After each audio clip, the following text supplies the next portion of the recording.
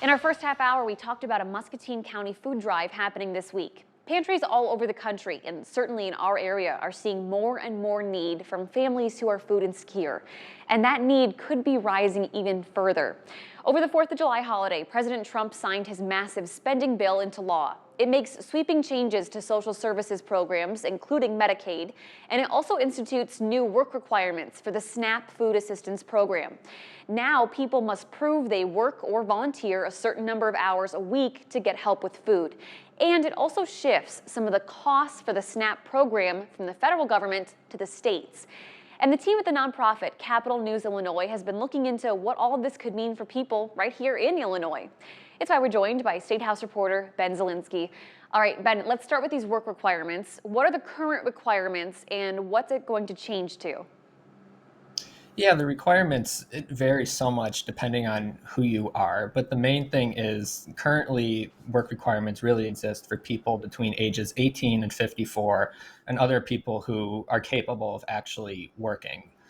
Those requirements are not changing, but more people are going to be subject to these work requirements, which, as you mentioned, require working for 80 hours a week and or 80 hours at some point over the period of a month. So more people are going to be covered under these. It's going to be expanded to people between ages 55 and 64 if they're able to work, homeless people, veterans, young adults leaving foster care.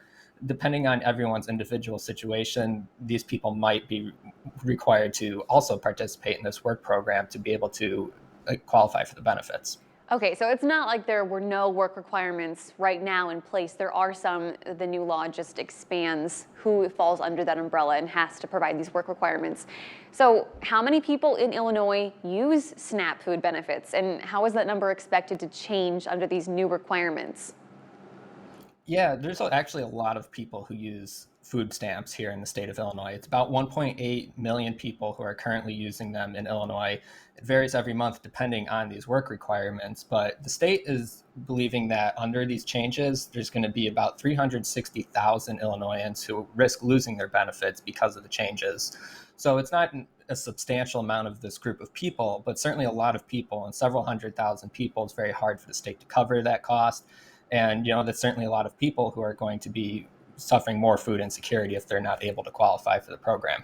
Yeah, and you brought up the state side of this. I mean, let's talk about that for a second. Illinois and most other states will now have to cover more of the cost of the SNAP program. How much more money are we talking about?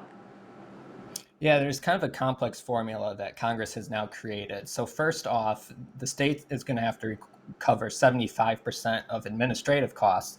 Currently, it only covers half of it. So Congress is shifting the burden to states in that way. But then they're also going to require states to pay more based on the error rate of over and under payments that each state has every year. Illinois has actually one of the higher error rates in the country. So the state's going to have to pay, under current law, 15% of the cost of benefits for beneficiaries. So Illinois paid out about $4.7 billion in SNAP benefits in fiscal year 25. Now the state really under this plan could be held accountable for more than $700 million in costs to pay out benefits. Previously, the federal government covered all the costs for benefits, so this is certainly a new substantial cost that the state is going to have. Yeah, and I'm thinking about this year's state budget. You and I talked about this a lot. It was really, really tight. But these SNAP cost changes aren't going into effect until the next fiscal year, so October 2026. What are you hearing about Illinois' ability to pay for all of this next year? Yeah, right now that $700 million, that's about 1% of the state budget. It doesn't sound like a lot, but $700 million in a state budget is a ton of money that requires a ton of new tax increases or new sources of revenue to be able to pay for it. So right now, if you were to have to implement this program in the current state budget, there's absolutely no way they could make that happen. So lawmakers are really going to have to dig into this, decide funding priorities, and probably new sources of revenue if they want to continue providing the same level of benefits that they're currently providing. Otherwise, it's going to be very challenging for the state to be able to take up on their own.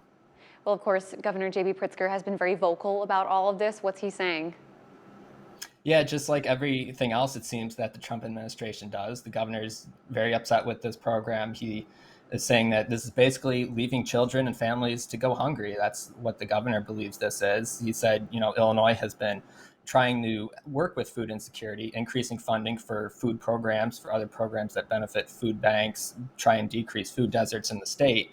But he points out kind of what I was talking about, that state really doesn't have the ability to just backfill the cost of this program. So there's certainly going to be people who suffer from this by having their benefits reduced because of these new requirements, and the state is not going to be able to pick up the tab for everyone.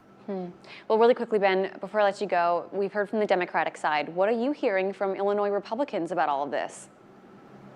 Yeah, Republicans are basically saying that this is part of the cost efficiency measures that Congress has been trying to push. Darren LaHood has talked a little bit about this, and he has basically said that, there are people who are benefiting from this program who probably shouldn't be benefiting from this program. And really putting these new work requirements in is designed to kind of root out some people who are actually able to work and don't necessarily need to be relying on these food assistance programs. So that's the way Republicans view it. They view it as a cost efficiency measure, as well as a way to essentially make sure that people aren't just benefiting for no reason from this program. Well, this will certainly be a big topic going into next year's budget and the ones after that. Ben, thank you so much for your time today. Thank you, Shelby. All right, you guys, I'm going to give you a second to pull out your phones. You can find Ben's full article and reporting on this topic by scanning this QR code. You can also always find it by going to WQAD.com and clicking on the As Seen on TV tab at the top of the homepage. Capital News Illinois is a nonprofit news agency covering all things Springfield.